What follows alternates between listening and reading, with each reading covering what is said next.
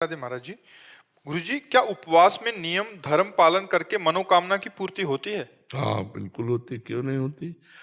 वामन भगवान का प्रादुर्भाव ही व्रत से हुआ था।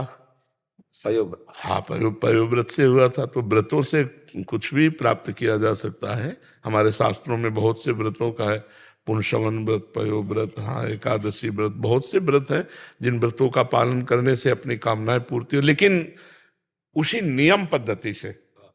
अगर नियम पद्धति में त्रुटि हो गई तो परिणाम में त्रुटि हो सकती है, अन्यथा बिल्कुल विशुद्ध है। त्वष्टा मुनि का त्वष्टा मुनि का हाँ, वृत्तासुर, हाँ, उसमें और इसमें भी मरुत गणों के अवतार में भी आता पुंसवन। हाँ, पुंसवन व्रत में त्रुटि हो गई तो देवराज इंद्र ने 49 गर्भ के रूप कर दिए, और सब के सब, चूंकि वो सब भगवत स्वरूप तेज में महाराज कश्यप जी का और इनका व्रत, तो सब अमृत में थे, तो इसीलिए 49 को उनको मित्र बना लिया, अपने पक्ष में कर लिया। मरुत गण जो 49 मरुत है, ये व्रत की त्रुटि से हुए थे। व्रत की त्रुटि हुई, देवराज इंद्र गर्भ में प्रवेश किए। और हाँ, तो अगर व्रत की त्रुटि हुई तो फल में त्रुटि हो सकती है, और अगर भगवान का आश्रय लेकर व्रत किया जाए तो व्रत में त्रुटि होने पर भी फल में त्रुटि नहीं होगी। ये खास बात है। जैसे हम भगवत आश्रय लेकर व्रत कर रहे हैं और उस व्रत में त्रुटि हो जाती है और हम नाम कीर्तन करते हैं, नाम जप करते हैं, तो उस त्रुटि की पूर्ति हो जाएगी और वो फल वास्तविक प्राप्त हो जाएगा। अगर हमारी किसी भी व्रत या किसी भी यज्ञानुष्ठान धर्मानुष्ठान के बाद 10 मिनट नाम कीर्तन हो जाए तो उसमें जो भी त्रुटि हो गई उसकी पूर्ति नाम कीर्तन से हो जाती है। जैसे स्मृत्यात् नाम, हाँ, यह क्रियादेश क्रियादेश संपूर्णताम याति सद्य वंदे तमुच्यतम। भगवान की नाम कीर्तन, भगवान की स्मृति समस्त त्रुटियों की पूर्ति कर देती है। तो ये पक्का है कि अगर नियम पूर्वक अनुष्ठान किया जाए तो जरूर फल की प्राप्ति होती है, इसमें कोई संशय नहीं जी।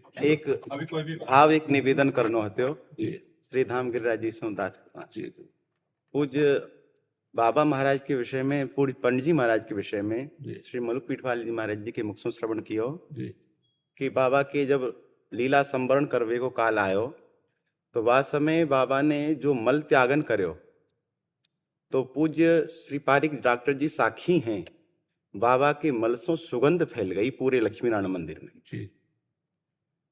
और बाबा जब श्री श्रीजी महाराज पधारे नीम गांव में, बाबा महाराज दर्शन को पधारे, पूज्य श्री पंडित जी महाराज, श्री गया प्रसाद जी महाराज, तो महाराज जी मिले।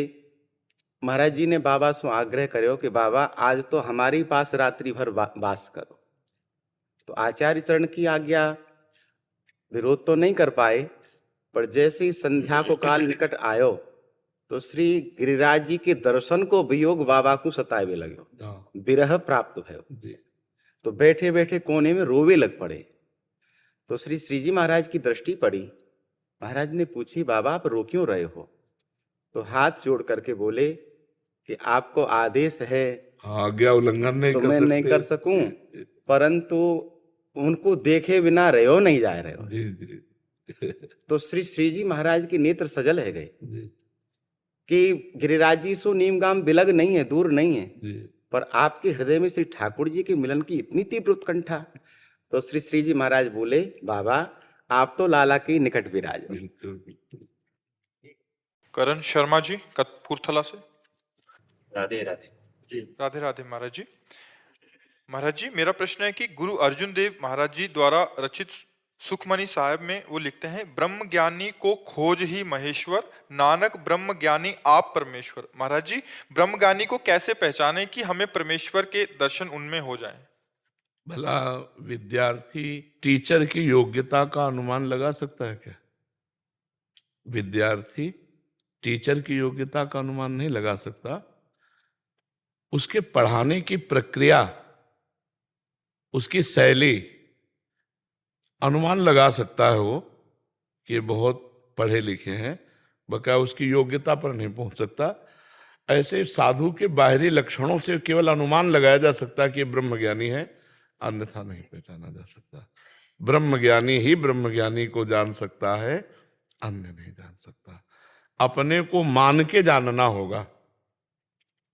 जैसे हम सदगुरु में ब्रह्म भाव कर लेते हैं, पूरा ब्रह्म भाव हो जाए, गुरु साक्षात पर ब्रह्म, फिर कल्याण में कोई संशय नहीं, उनके वचनों का पालन करके हम भगवत प्राप्त हो जाएंगे। ऐसे हम ढूंढने चले तो हमारे पास चश्मा भी तो होना चाहिए वो देखने का, वो है नहीं। ब्रह्म दृष्टि जब तक नहीं मिलेगी तो ब्रह्म ज्ञानी को कैसे देख लोगे? प्रेम दृष्टि जब तक नहीं मिलेगी तो प्रेमी को कैसे पहचान लोगे? मान लो प्रेमी के बाद जैसे रोना है, ये तो नाटक में भी किया जा सकता है, उसके अंदर पता नहीं क्या चल रहा है, उसमें वो रो रहा है, प्रसंग चल रहा है भगवान का और उसका चिंतन कुछ और दुखद चल रहा है, वो रो रहा है, हम उसे प्रेमी नहीं मान सकते। प्रेम दृष्टि जब तक हमारे अंदर नहीं होगी तब तक हम प्रेमी को नहीं पहचान सकते, ब्रह्म दृष्टि जब तक नहीं होगी तब तक हम ब्रह्म ज्ञानी को नहीं पहचान सकते। तो हम भगवान से प्रार्थना करें, क्योंकि भगवान हमको भी जानते हैं और ब्रह्मज्ञानी को भी जानते हैं, कि हे भगवान हमको ऐसे संत से मिला दो जो ब्रह्मज्ञानी हो। बकाया हम पहचान नहीं सकते कुछ बातों से, जैसे हम वार्ता सुन रहे हैं, उनके दर्शन कर रहे हैं, हमारे अंदर क्या हो रहा है, तो ये हम प्रभाव तो उनका देख सकते हैं किंचन मात्र, लेकिन वो ब्रह्मज्ञानी कितने अवस्था किस कोटि के नहीं पहचाना जा सकता। ये जैसे रघुगण जी बहुत उच्च कोटि के विद्वान और कपिल देव जी महाराज का सत्संग करते थे, आप भागवत में पढ़ करके देखना। लेकिन जड़ भरत जी ब्रह्मज्ञानी थे, उनको जोत दिया पालकी में, नहीं पहचान पाया रघुगण, क्योंकि पागलों जैसा वेश, तो तगड़ा आदमी है, पालकी का एक कहार बीमार हुआ तो उनको लाके जोत लिया। और वो जब चींटियों को देखा कि लाइन बाई लाइन चींटियां मार्ग में होती, तो सोचा कहीं पैर, तो उछाल मारी तो बैलेंस बिगड़ा पालकी, तो कहारों ने कहा मालिक हमारा दोष नहीं है, जो नया कहार आया है यही, बहुत डांट लगाई। फिर जब बोले तो कूद पड़ा पालकी से और कहने लगा, क्योंकि सत्संग कपिल भगवान का करता था, चरणों में गिर गया और कहा अपराध क्षमा हो, मुझे पता नहीं था कि आप इस कोटि के परीक्षण, आप क्या दत्तात्रेय जी हैं, या मैं जहां सत्संग करने जा रहा हूं कपिल भगवान प्रच्छन्न रूप से हैं, क्योंकि इस कोटि का ज्ञान इसी कोटि के महापुरुषों को होता है। तो जड़ भरत जी ने बड़ा सुंदर उपदेश रघुगण को दिया। तो इससे पता चलता है कि उच्च कोटि का सत्संग करने वाला रघुगण जो कपिल भगवान से करता था, वो नहीं पहचान पाया जड़ भरत जी को। तो जब तक ब्रह्म बोध नहीं होगा तब तक ब्रह्म बोध संपन्न महापुरुषों को नहीं पहचाना जा